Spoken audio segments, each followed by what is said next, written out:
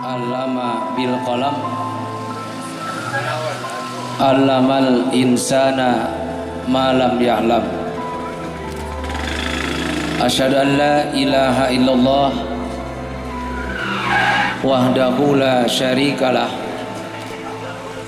wa asyhadu anna Muhammadan abduhu wa rasuluh, amma ba'du. Imam Al-Ghazali, salah satu pakar pendidikan muslim, menjelaskan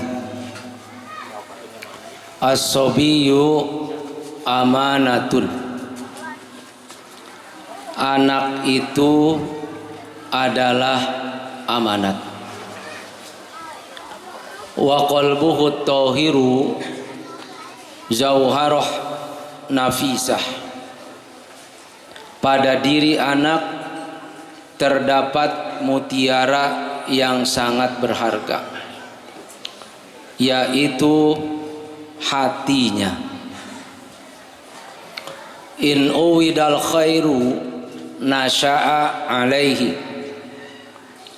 jika hati itu dibiasakan pada kebaikan, akan berkembang dalam kebaikan.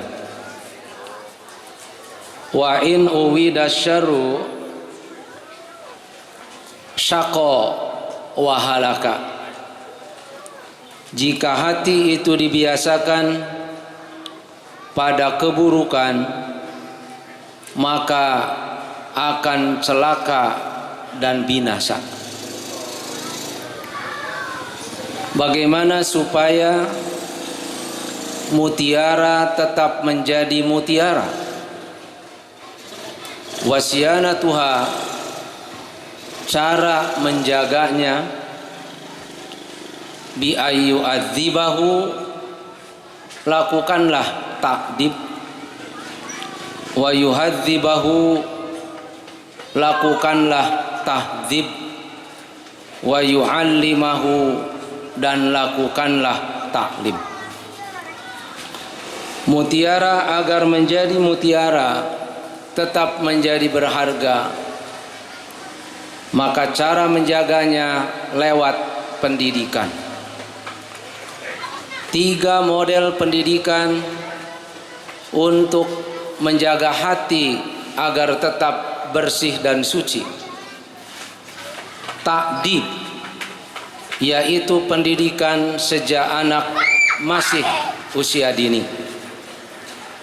Tahdzib, pendidikan ketika anak sudah dewasa. Dan yang ketiga, taklim, ketika yaitu anak sudah lansia, tetap dilakukan pendidikan dengan model pendidikannya taklim. Karena itu, salah satu menjaga manusia agar menjadi manusia adalah lewat pendidikan. Taklim bagi usia lanjut, tahdzib bagi usia dewasa, ta'dib bagi masa usia dini. Al-Quran telah memberikan konsep dasar tentang manusia dan mesti diketahui oleh manusia sendiri hakikat manusia. Ali Imran 172 menjelaskan, manusia di dalam rahim seorang ibu telah melewati misakul fitri, perjanjian fitrah. Allah bertanya kepada manusia yang ada di dalam rahim seorang ibu, alastu birabbikum, apakah kalian meyakini aku ini adalah Tuhanmu?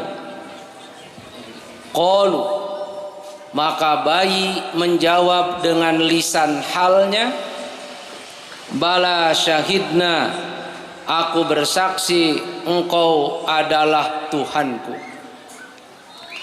Sejak dalam kandungan, manusia telah mempunyai potensi yang menyatakan bahwa Tuhan itu adalah Allah. Dia melewati satu jenis mitsaq, perjanjian yang kokoh, yaitu mitsaqul fitri. Selanjutnya lahirlah manusia itu dari rahim seorang ibu. Allah pun memberitahu selanjutnya bahwa anak ini telah diciptakan dalam keadaan fitrah. Sekali-kali sebaiknya fitrah itu jangan diganti. Fa'aqim wajhaka lid-dini hanifa, fitratallah, fitrah Allah, allati fataran nas 'alaiha, yang Allah telah menciptakan manusia dalam fitrahnya.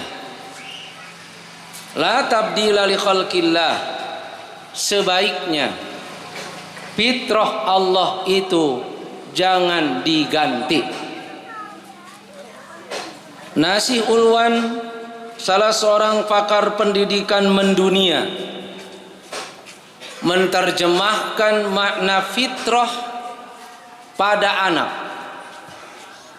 Fitratu tauhid, bahwa anak sejak lahir punya potensi untuk menyatakan bahwa Tuhan itu cuma satu, Allah. Fitrah ala aqidatil iman, anak sejak lahir sudah punya potensi untuk beriman.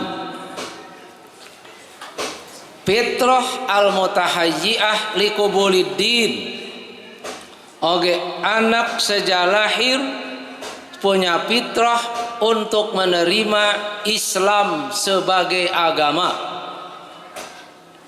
Fitrah ala asolati tuhri wal baro'ah, anak sejak lahir sesuai aslinya suci dan bersih.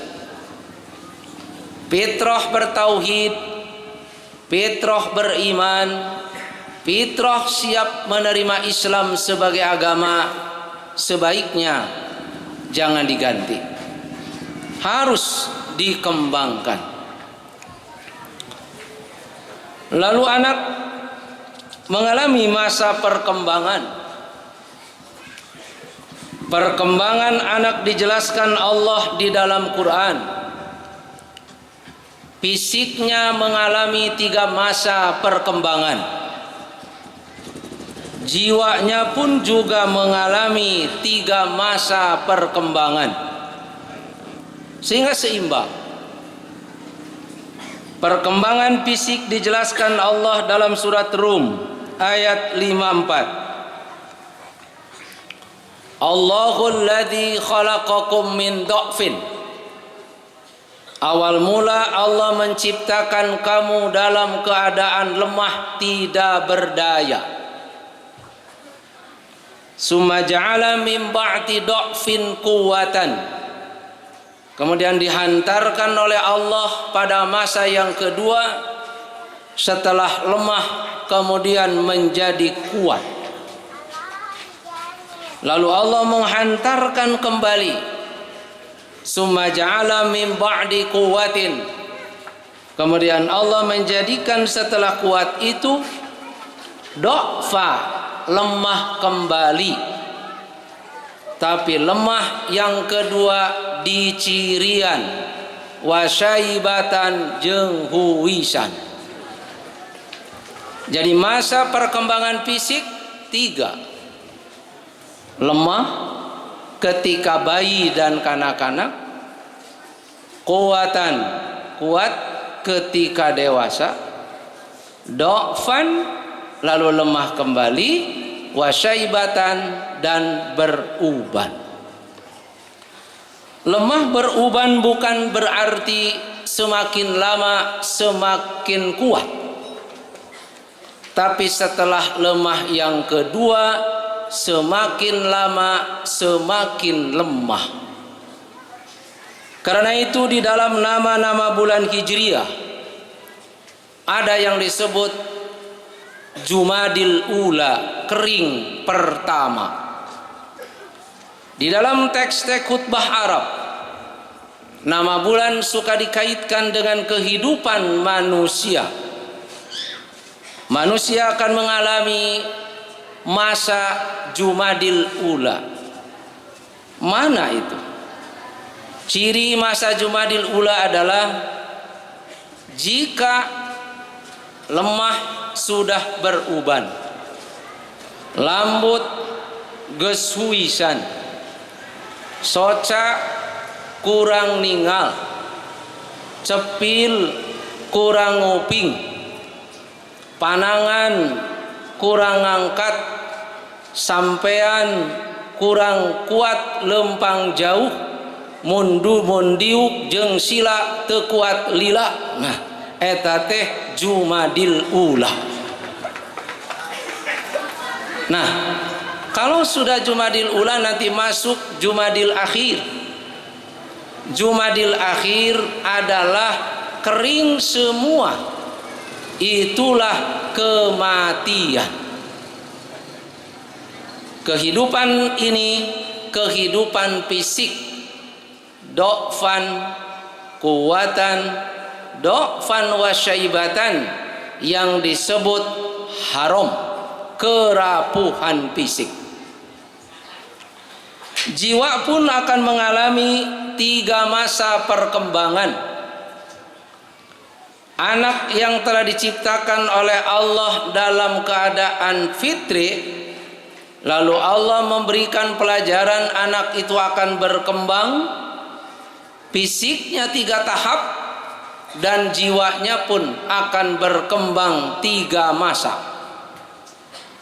Perkembangan jiwa dijelaskan Allah dalam surat Hajj ayat 5. Nukhrijukum tifla, kami mengeluarkan kamu dengan jiwa kanak-kanak. Tiflan bukan fisik, tapi tiflan adalah jiwa kanak-kanak. Setelah kanak-kanak dihantarkan oleh Allah pada masa kedua, summa litablugu asyuddakum, kamu jadi dewasa. Ketika badannya do'fan lemah, maka fisiknya adalah tiflan. Maka ketika fisiknya do'fan lemah, maka jiwanya tiflan, kanak-kanak. Ketika fisiknya kuat, maka jiwanya asyuddatan, dewasa. Tapi ketika dewasa dan badan kuat, jangan punya anggapan hidup masih panjang. Allah memberikan peringatan, wa minkum mayyuraddu wa minkum mayyutawaffa. Di antara kamu ada yang diwafatkan dalam keadaan muda belia, badan kuat, jiwa dewasa, Allah mewafatkan. Padahal menurut akal nu pantas pimaoteun nu kolot, tapi mati tidak demikian. Incuna geus maot, akina hirup keneh. Karena mati bukan karena tua, lain kolot. Lamun mati karena kolot, di dia moal nyesa nu kolot, tapi ternyata loba nyesa keneh, nah gitu. Bukan karena tua, tak ia berita gembira kernu karolot. Masih lama untuk mati, nah gitu. Mati pun juga bukan karena sakit. Ali bin Abi Thalib menjelaskan dalam sebuah syairnya, Kam min sahihin mata min ghairi illatin. Banyak orang yang sehat tapi dia mati tidak sakit sebelumnya. Wa kam min alilin asya dahron ila dahrin. Banyak orang yang sakit-sakitan tapi hidup mang tahun-tahun. Nah, ini pun berita gembira kernu geringan. Belum tentu akan cepat sakit, belum tentu akan cepat mati. Masih hangat dalam ingatan saya, Rektor UPI sedang tenis, lemes, langsung wafat. Seminggu setelah itu profesor di PU dalam keadaan sehat langsung wafat. Memang sekarang loba nu maot teu bebeja heula. Langsung. Nah, karena itu Allah memberi sengaja memberikan garis wa minkum mayutawaffa, di antara kamu ada yang diwafatkan dalam keadaan muda belia. Jangan punya anggapan hidup masih panjang. Lalu anak itu masuk masa perkembangan jiwa yang ketiga. Wa minkum mayuraddu ila ardalil umuri. Di antara kamu ada yang dihantarkan sampai umur yang hina, lansia, lanjut usia. Apa cirinya lansia itu? Kalau pada fisik uban, kalau pada jiwa diberi ciri oleh Allah, likai la ya'lama min ba'di ilmin syai'a. Orang masuk masa lansia yaitu yang tadinya dia tahu sesuatu menjadi tidak tahu sesuatu. Nu tadina ingat jadi teu ingat, nu tadina apal jadi teu apal, nu tadina cerdas jadi teu cerdas, ilmu lain nambahan, nu aya malah lalumpatan. Inilah ciri kelansiaan, dan itu sunnatullah, pasti terjadi untuk menyeimbangkan antara fisik dengan jiwa. Ketika fisiknya lemah, jiwanya kanak-kanak. Ketika fisiknya kuat, jiwanya dewasa. Ketika fisiknya lemah beruban, maka jiwanya lansia. Sehingga orang lansia menikmati kelansiaan. Sebab kalau fisiknya sudah lemah, ininya masih cerdas, maka lansianya moal nikmat. Kahayang gede, nu apa loba, fisik geus teu kuat, akhirna gede ambek, loba nyarekan batur. Tapi kalau badannya lemah, lalu ilmunya dikurangi oleh Allah, maka nikmatna lansianya. Tidak banyak aktivitas, banyak duduk. Karena itu pangsiunan bahasa Arabna qaid. Qaid, yaitu orang yang duduk-duduk, tidak banyak aktivitas, kernungguan. Lain nungguan duit pangsiun, tapi nungguan iraha datangna umur. Nah gitu. Di dalam Quran dijelaskan wanita-wanita lansia dengan bahasa Quran wal qawaid minan nisa. Wanita-wanita qawaid yang cirinya Quran menyebut sudah tidak ada keinginan untuk menikah. Al-Maraghi menafsirkannya lam tabqa baqiyatu jamaliha, geus teu aya sesa geulisna komo geulisna. Nah gitu. Inilah wanita qawaid gitu. Tidak ada daya tarik, nah gitu. Nah, inilah masa perkembangan anak. Fisik lemah, kuat, lemah beruban yang disebut haram. Jiwa tiflan, kanak-kanak, asyudah, dewasa, lalu ardalil umur, lansia. Karena itu jika kita sudah lansia, fisik kurang berfungsi, indera kurang cepat nangkap, ilmu sudah berkurang, harus dinikmati. Itu nikmat dari Allah. Ada orang usia 84 tahun sehat, tidak punya darah tinggi, ngan cepil kurang nguping. Lantaran boga rasa jigana mun cepil nguping kuring teh sehat pisan, maka meuli alat kuping nu akhirna sanajan mahal di mana geus dibeli, maka nu teu kakuping jadi kakaruping. Sanggeus loba nu kadenge jadi pusing, sanggeus pusing jadi darah tinggi. Dipariksa ka dokter, naha boga darah tinggi data di mah sehat, nyata pusing kunaon loba nu kadenge. Nah, jadi gara-gara cepil teu budeg jadi pusing. Matak cek manehna mending budeg. Nah, itu. Sebab ari budeg mah batur pasea hare-hare nikmat da teu kadenge. Pamajikan ngenta duit gede nikmat da teu kadenge gitu.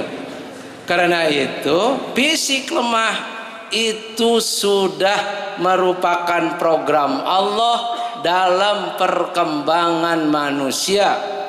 Jiwa yang lemah, jiwa yang rapuh, itulah yang disebut dengan khorob. Fisik lemah haram, jiwa yang lemah khorob. Dua-duanya tidak ada obatnya. Bagi setiap penyakit ada obatnya. Illa da'un wahid, kajaba hiji, al haram, fisik yang lemah dan jiwa yang rapuh. Selanjutnya, para pakar pendidikan muslim menjabarkan dari 3 masa perkembangan anak yang diciptakan di dalam rahim sudah melalui perjanjian fitrah dan lahir dalam keadaan fitri, dijabarkan menjadi 6 masa perkembangan dengan rentangan tahun dari 0 sampai 7 tahun. Ahli pendidikan menyebutnya masa tufulah, kanak-kanak. Pada masa ini gerak dan perilaku anak didominasi oleh gorijahnya, oleh fitrahnya. Perkataan, perbuatan didominasi oleh pembawaan sejak lahir. Tapi Islam sudah memberikan pendidikan di sana. Sekalipun otaknya belum berfungsi, hatinya belum peka untuk merasa. Datanglah pendidikan Islam, perintah anakmu ketika usia 7 tahun untuk melakukan sholat. Mulai masuk di sini. Inilah yang disebut dengan takdib, pendidikan anak bagi usia dini. Yang dominan adalah pembawaan sejak lahirnya. Tapi Islam sudah memasuki pendidikan. Dan pada masa ini keumumannya orang mengkhitan anak putranya pada masa usia 7 tahun. Sekalipun khitanan dalam sejarah Islam sudah diawali sejak usia dia 7 hari. Nabi mengkhitan cucunya Hasan dan Husain bersamaan dengan akikahnya pada ketika Hasan dan Husain berusia 7 hari. Anna Nabiya SAW aqqa anil Hasan wal Husain wa khotanahuma fi sab'ati ayyamin. Nabi mengkhitan cucunya Hasan Husain 7 hari. Ibrahim mengkhitan anaknya Ishak dalam usia 7 hari. Rasulullah dikhitan oleh Uruk jahili pada usia 7 hari. Lalu bagaimana kalau dikhitan usia 7 tahun? Boleh. Kumala meninakhir dikhitan usia 70 tahun? Boleh. Nah, karena Nabi Ibrahim, hadis Nabi menjelaskan dikhitan pada usia 80 tahun. Ismail dikhitan usia 13 tahun. Dan Nabi Ibrahim beserta Ismail beserta khodim-khodimnya, pembantu-pembantunya melakukan khitanan massal. Ibrahim 80 tahun, Ismail 13 tahun, dan khodim-khodimnya. Karena itu boleh-boleh saja kalau nanti MT mau menyelenggarakan khitanan massal yang usia 70 tahun, nah boleh itu. Ayo nu daftar mal.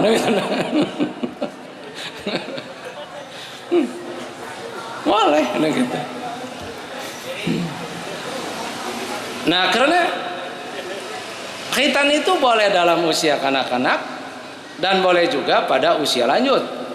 Man aslama falyahtatin wa in kana kabira, siapa yang masuk Islam hendaklah dikhitan sekalipun dia sudah tua. Inilah masa 0 sampai 7 yang disebut masa tufulah, masa kanak-kanak.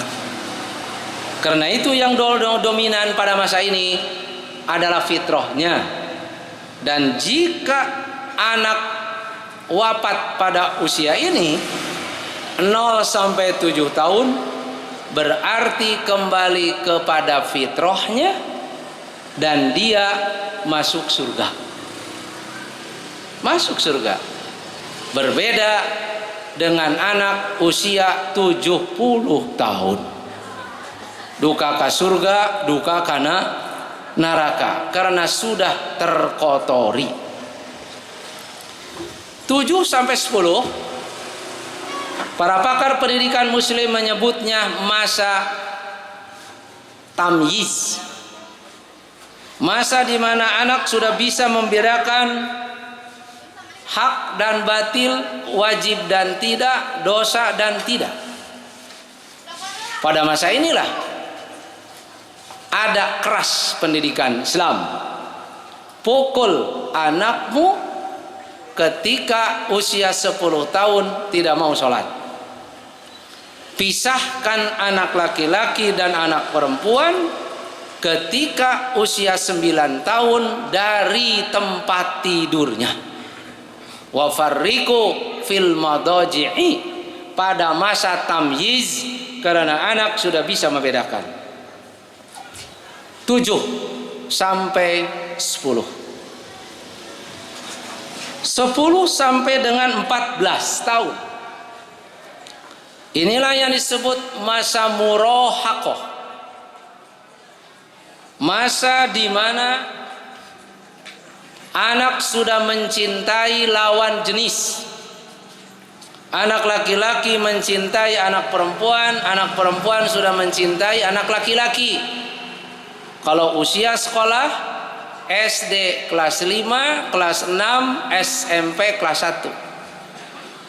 Karena itu jangan heran kalau kita punya anak tuh balik sekolah cerik Ditanya ku indungna, nah seep jajan teh lain. Ternyata kabogoh direbut batur. Padahal masih anak SD.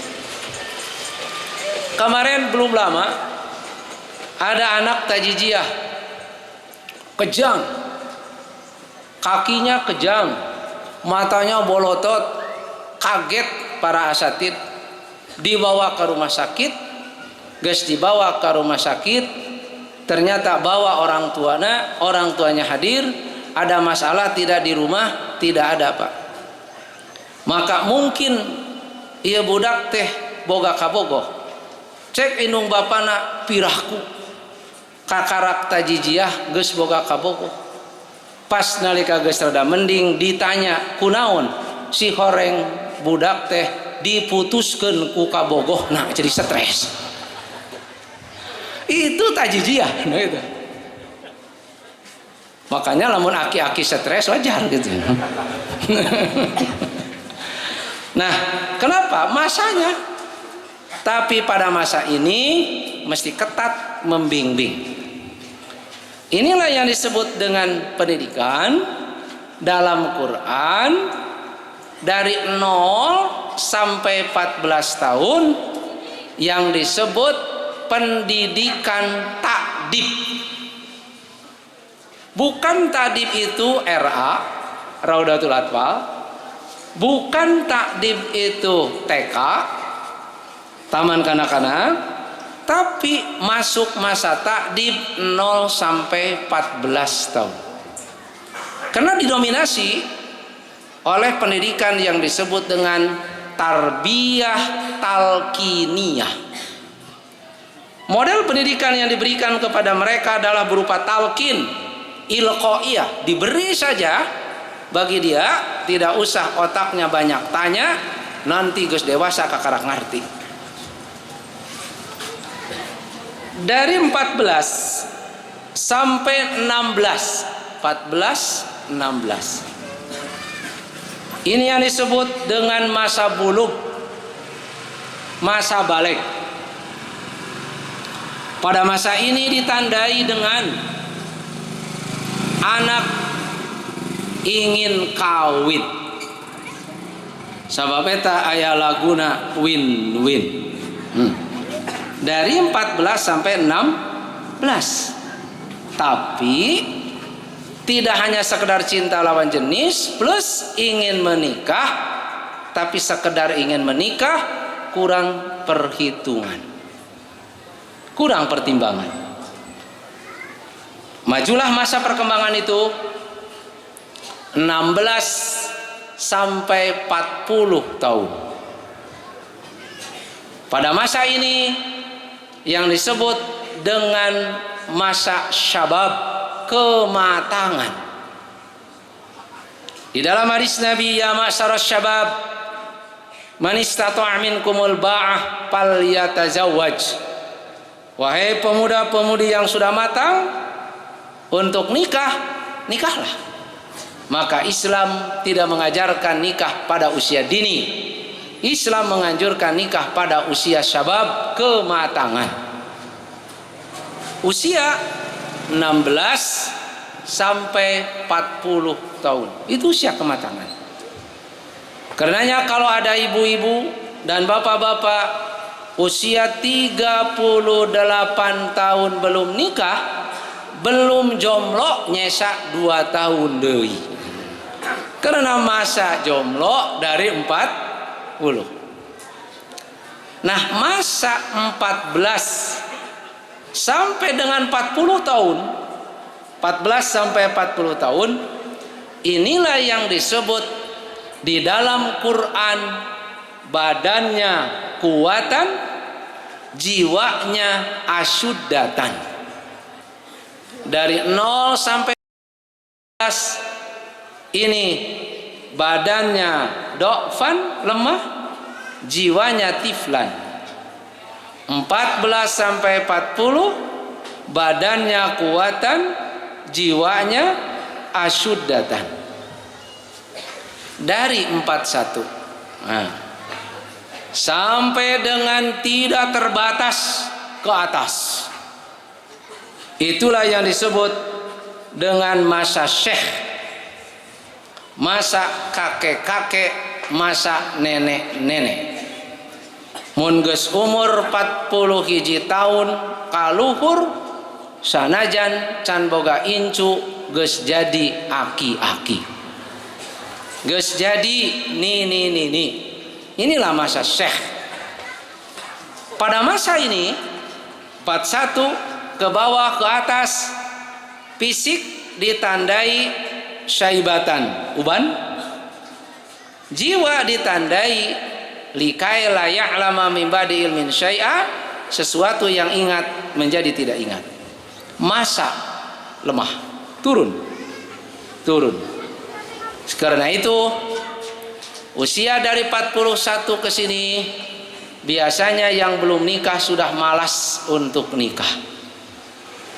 Hoream merek nikah teh lantaran geus mulai serba malas dan kurang keinginan. Anapun ayah hiji-hijieun 70 tahun naik deui hayang nikahna eta mah di luar konsep. Eta mah kasus. Matak teu aya ngaranna ge nu pantes mah masa bodoh. Kumaha hayangna nu gitu. Ini yang disebut di dalam Quran, fisiknya dokpan wasaibatan, jiwanya ardalil. Oh. Nah, ketiga masa perkembangan ini 0 sampai dengan 14 tahun yaitu lemah dan jiwanya kanak-kanak, pasang pendidikan di sana yang disebut takdib. Ketika 14 sampai dengan 40 tahun masa badannya kuat, jiwanya dewasa, pasang pendidikan yang disebut tahdib. Tahdib itu dari nama buah handol. Buah itu dalamnya manis tapi dibungkus dengan kulit yang pahit. Apabila mau manisnya yang ada di dalam, maka mesti dibuang dulu yang pahitnya, baru yang manis keluar. Orang yang telah bercampur hidup dengan yang lain, maka fitrahnya sudah mulai terkotori. Dia harus dididik dengan tahdib. Keluarkan yang bersih, buanglah yang kotor. Karena itu tahdib pendidikan bagi anak usia lanjut yang perilakunya sudah terpengaruhi oleh kekotoran-kekotoran akhlak. Dan pendidikan tidak berhenti. Jika badan sudah lemah, jiwa sudah dari umur, usia 41 sampai tidak terbatas, masih tetap mesti dipasang pendidikan yang disebut taklim. Taklim itu adalah penyampaian ilmu, penyiraman ilmu, bukan untuk membuat orang menjadi cerdas, tapi diingatkan, disiram sehingga menjadi segar. Karena itu majelis taklim yang kita dengar, majelis taklim rata-rata nukarolot. Gaya majelis taklim barudak leutik, rata-rata nukarolot hanya penyiraman ilmu, disiram ilmu. Matak di majelis taklim teu aya kenaikan kelas, teu aya ulangan, teu aya rapot, ya gitu kan, teu aya imtihan.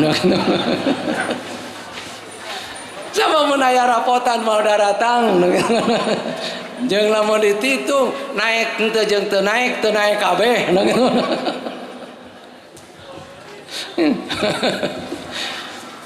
Nah, inilah model pembinaan manusia untuk menjadi manusia. Al-Quran menggambarkan 3 masa Maka ahli pendidikan menerapkan 3 strategi pendidikan: ta'dib, tahdib, dan taklim. Ketiga-tiga jenis pendidikan ini di bawah koridor yang disebut dengan tarbiyah. Karena itu tarbiyah indungna di bawah ta'dib, petunjuk hadis Nabi, adib waladaka sogiro. Tahdib itulah hudzibu wa nuqqo, bersihkan mereka itu, hadis Nabi. Lalu taklim adalah masa orang sudah lansia, di mana Allah dan Rasulnya juga menyuruh kita untuk selalu belajar, terus mencari ilmu, disegarkan dengan ilmu. Allah juga tidak hentinya memberikan konsep pada kita tentang perkembangan manusia itu. Manusia yang berkembang 3 tahap, sekalipun diciptakan dalam keadaan fitrah, siap bertauhid, siap beriman, siap menerima Islam sebagai agama, dalam keadaan suci dan bersih, tidak jadi jaminan mereka akan menjadi orang baik. Sekalipun diciptakan dalam keadaan fitrah, tidak ada jaminan menjadi muslim, tidak ada jaminan untuk menjadi mukmin, dan tidak ada jaminan akan menyatakan Tuhan itu satu.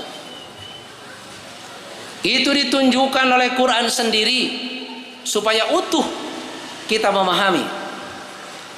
Quran menyatakan dalam perkembangan selanjutnya manusia itu akan dibentuk oleh syakil. Man yusakiluhu, siapa yang membentuknya? Allah menjelaskan, kullu ya'malu ala syakilati. Katakan Muhammad bahwa setiap orang akan berperilaku alaman yusakiluhu, siapa yang membentuknya. Karena itu anak kecil yang lahir dalam keadaan fitri belum menjadi tentu jadi muslim, tergantung selanjutnya siapa yang membentuk anak itu. Kemudian orang dewasa belum tentu akan menjadi orang baik, man yusakiluhu, siapa yang membentuknya. Kakek-kakek dan nenek-nenek masih tetap beraktivitas dan akan tetap berakhlak, tergantung man yusakiluhu, siapa yang membentuk kakek dan nenek itu. Quran. Karena itulah hadis Nabi mengatakan, kullu mauludin yuladu alal fitrah. Tapi kefitrahan itu belum jadi jaminan. Maka Rasul menjabarkan berikutnya, siapa yang membentuknya? Maka di lingkungan keluarga yang membentuk itu ibu bapanya. Bisa meyahudikan, bisa menasrosikan, dan bisa memajusikan. Tapi di dalam hadis lain, yang membentuk perilaku seseorang adalah dengan siapa dia bergaul, dengan siapa dia berteman. Ar-rajulu ala dini khalilihi, sabda Nabi, seseorang akan tergantung kepada agama temannya. Falyandur ahadukum man yukhalil. Coba perhatikan oleh kamu dengan siapa dia bergaul. Kalau kita ingin mengetahui anak ini beragama apa, kenapa berbeda dengan orang tuanya? Ibu bapaknya muslim, muslimah, taat beragama, tapi kenapa anaknya begini? Nabi menjelaskan, coba lihat dengan siapa dia berteman. Maka teman adalah syakil, pembentuk perilaku. Lalu hadis Nabi juga menjelaskan, yang membentuk perilaku adalah masyarakat sekitar. Masyarakat sekitar. Karenanya al-jaru qoblad dari. Sebelum kamu membangun rumah, lihat tetangga sekitar. sebab tetangga mempengaruhi terhadap orang yang punya rumah itu. Nu tadina tara ngarumpi, akhirna jadi ngarumpi lantaran dipengaruhi oleh tetangga. Sabab lamun teu ngarumpi teu aya kamajuan. Gitu. Terbentuklah dia menjadi rurumpieun gitu. Rasulullah mengatakan iyyakum wa khadra'ad diman. Awas, hati-hati terhadap khadra'd diman, rumput hijau yang tumbuh di tempat kotor. Orang harus hati-hati terhadap rumput hijau nu jadi di tempat kotor. Kangkung hejo jadi di sawah, caina herang ditumis nikmat. Kangkung hejo jadi dina luhureun tai munding ditumis, maka nu inget lain kana hejona, tapi nu inget teh di mana eta kangkung jadi. Ketika ditanya Rasulullah apa itu khadra'd diman, maka Rasul menjawab al-mar'atul husna piman batissu. Wanita cantik tapi dia berada di lingkungan wanita yang kotor, para wanita tunasusila. Wanita cantik berada di lingkungan masyarakat yang bersih, maka masyarakat yang bersih menambah kecantikannya. Wanita cantik tapi hidup di lingkungan para wanita tunasusila, orang tidak melihat kepada cantiknya tapi melihat kepada jijiknya lantaran kangkung hejo jadi dina luhureun tai munding. Artinya awas, lingkungan masyarakat yang kotor akan membentuk perilaku. Rasulullah SAW menggambarkan dengan satu ilustrasi sederhana bagaimana seseorang terbentuk oleh syakil itu. Lihatlah binatang. Binatang tidak melahirkan kecuali anak binatang. Dan anak binatang yang lahir dari seekor binatang jada'a, dia tidak cacat, percis rupa jeung perilakuna jiga indung jeung bapana. Kunaon ucing sok maling lauk, lantaran indung jeung bapa ucing ngajarkeun maling lauk. Kunaon singa sok ngerekep binatang lain, lantaran indung jeung bapa singa ngajarkeun berburu. Kunaon ucing jeung anjing nepikeun ka ayeuna teu wawuh padahal geus 2017. Lantaran nenek moyang ucing jeung anjing bareto geus wasiat, nah gitu. Anjeun ulah wawuh satungtung hirup, nah gitu. Dibentuk oleh ibu dan bapana. Dibentuk. Kunaon monyet tara ditiup.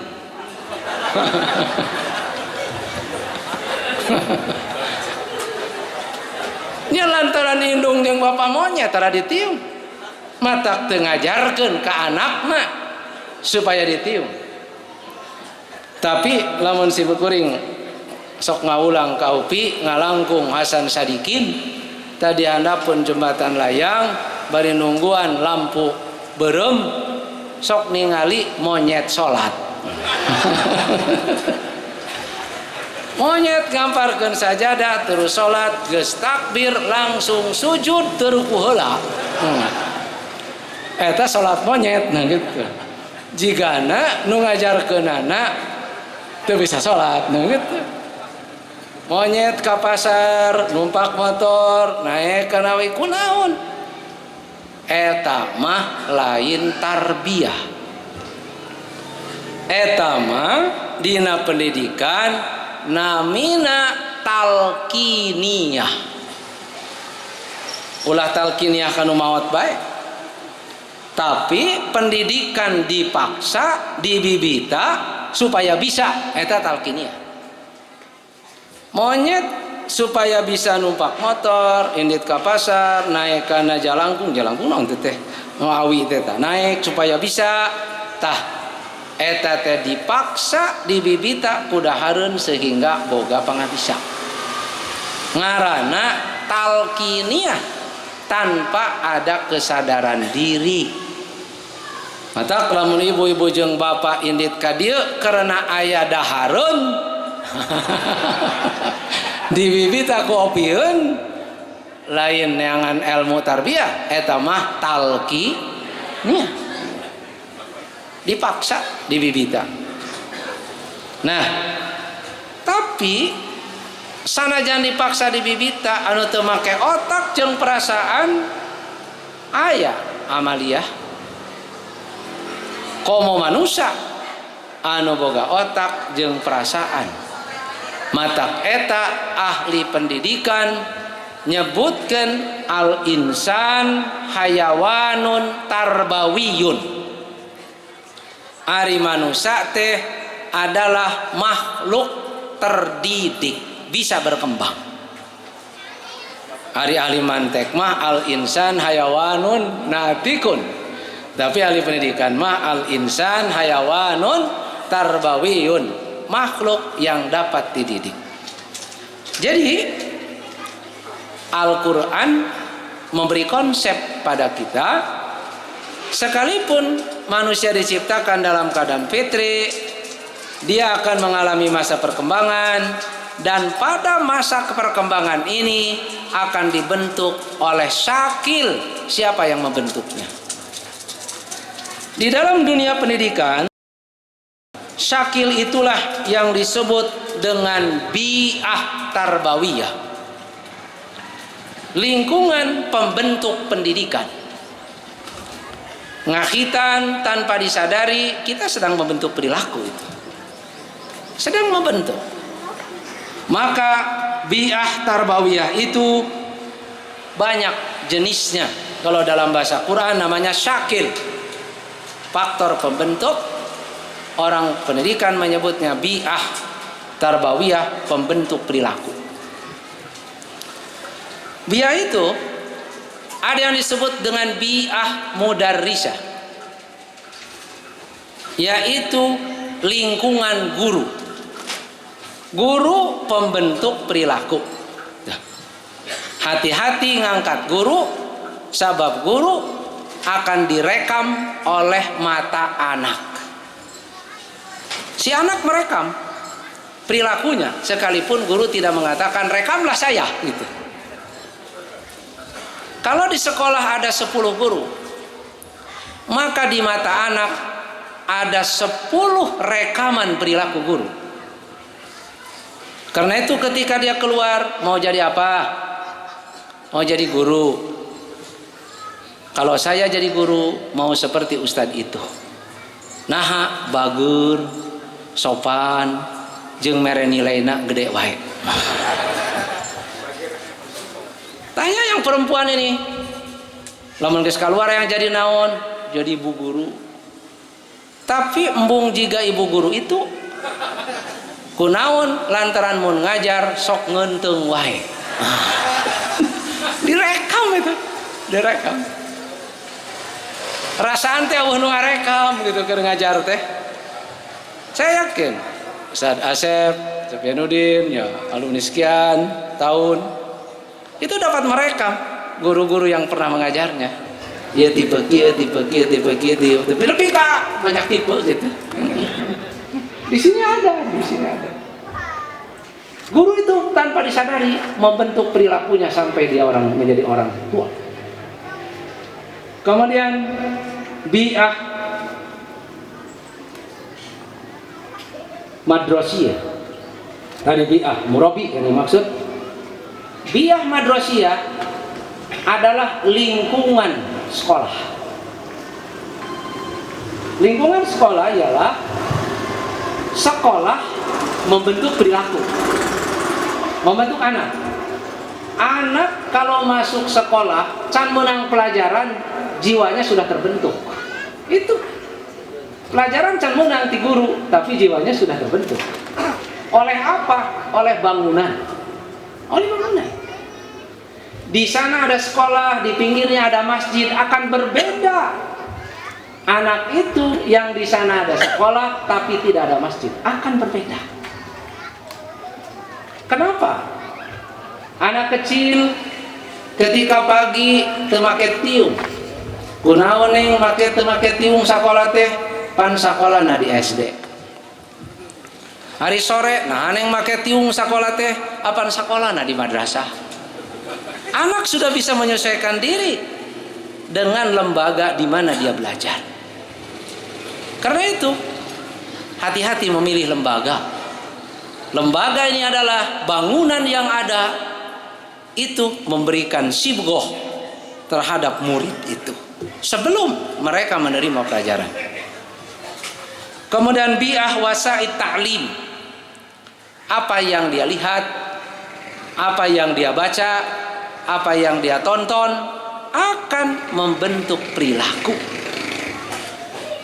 Bukan tidak penting HP, tapi apa yang dilihat oleh anak itu berpengaruh. Kemudian bi'ah rufaqo, lingkungan teman bergaul. Tadi saya sudah sampaikan, berikut hadis Nabi. Dan bi'ah ahjabiyah, lingkungan golongan. Setelah dia dewasa, golongan mana yang dia masuki? Sekalipun keluaran mualimin belum jadi jaminan. Sekalipun dia keluar dari pesantren Persis, keluar mualimin belum jadi jaminan bahwa dia akan menjadi orang Persis tulen, belum jadi. Tergantung setelah dia keluar dari lembaga itu masuk golongan mana. Golongan ini membentuk perilaku. Banyak dari alumni pesantren yang tidak sama dengan pikiran di mana lembaga di mana dia belajar. Karena golongannya. Ketika saya ke Bogor, ada seorang santri, dia datang, "Ustadz, saya kabur, saya tidak tahan." Kenapa? Karena ada 10 orang sedang dididik oleh jil. Itu tahun 2005. Sekarang mungkin geus jadi. Semua alumni dari pesantren. Keluar dari sana jadi apa? Tergantung ahjabnya yang membentuk itu. Kalau golongan yang dia masuki adalah golongan yang menyesatkan, maka dia akan menjadi orang inhiraf. Kalau golongan yang dia masuki adalah golongan keras, maka akan terbentuk dengan golongan itu. Karena itu pendidikan panjang pendidikan itu, dan pembentuknya sangat banyak. Namun Luqman memberikan batasan bagi anak-anak. Dia adalah tokoh pendidikan dari Bani Israel yang usianya 1000 tahun. Disebut Luqman karena dari kata lakima, menyuapi dengan ilmu. Karena sering menyuapinya dengan ilmu, maka disebut saja Luqman. Karena itu boleh dikatakan Luqman dalam bahasa pendidikan adalah guru. Maka di dalam Quran ada surat guru, itulah surat Luqman. Apa yang dia titipkan? Satu, yang dia titipkan kepada anaknya tauhid. Sejak anak usia dini, awas tauhid. Ya bunayya la tusyrik billah. 2, yang dia titipkan kepada anak yang masih kecil adalah akhlak terhadap ibu bapak. Wabil walidaini ihsana. Kedua, akhlak terhadap diri sendiri. Wasbir ala ma asobak. Akhlak terhadap orang lain. Wala tusoir khodaka linnas. Ketika kamu bertemu dengan orang, jangan memalingkan muka. Su'run asalnya nama kutu. bukan memalingkan. Kutu onta bahasa Arabnya sukrun. Onta berkutu. Kutu onta ngegelan hulu onta. Hulu onta digegel ku kutu onta ateleun. Maka hulu onta bergerak, ngagerakeun huluna. Maka ngagerakeun huluna, maka disamakan dengan memalingkan wajah. Maka orang yang bertemu dengan orang lain ketika memalingkan wajah bagaikan onta berkutu. Mata ibu-ibu mun ambrok jeung ibu-ibu mengkolkeun beungeut bere sisir serit jigana loba kutuan. Akhlak itu yang kedua. 3, yang dititipkan oleh Luqman adalah ibadah. Ya bunayya aqimis sholat. 4, yang dititipkan oleh Luqman adalah pendidikan sosial. Wa'mur bil ma'ruf wanha anil munkar. Harus peduli terhadap orang lain. Dan yang kelima, yang dititipkan Luqman bagi pendidikan dasar adalah pendidikan kecerdasan. Ya bunayya intakum mithqala habatin min khardalin fatakum fi sakhratin aw fis samawati aw fil ard ya'ti bihallah. Diberikan satu ilustrasi gambaran bagaimana Allah Maha Tahu, bagaikan satu biji yang kecil berada di bawah batu, bahkan di bawah tanah sekalipun Allah mengetahuinya. Karena itu pendidikan bagi anak usia dini yang penting adalah 5: tauhid, akhlak, ibadah, sosial, dan kecerdasan. Adapun tahdib ada pola lain. Kalau kita mau melihat pendidikan tahdib, lihatlah bagaimana Rasulullah SAW mendidik para sahabatnya di saat para sahabatnya masih usia dewasa. Lalu bagaimana model pendidikan ta'lim? Lihatlah Quran. Rasul memberikan pendidikan ta'lim kepada para sahabat sudah lanjut usia dengan kalimat wa yu'allimuhumul kitaba wal hikmata wa in kanu min qablu lafi dhalalim mubin. Kesimpulannya, anak diciptakan dalam keadaan fitrah. Anak akan berkembang mengalami 3 masa perkembangan. Ketiga masa perkembangan ini akan dipengaruhi oleh siapa yang membentuknya. Dan ketiga masa perkembangan ini ada 3 model pendidikannya: ta'dib, tahdib, dan ta'lim. Maka faktor lain yang dapat mempengaruhi adalah syakil, faktor pembentuk. Untuk itu senjata yang paling ampuh adalah takwid, seperti yang dikatakan oleh Imam Al-Ghazali, pembiasaan dalam kebaikan.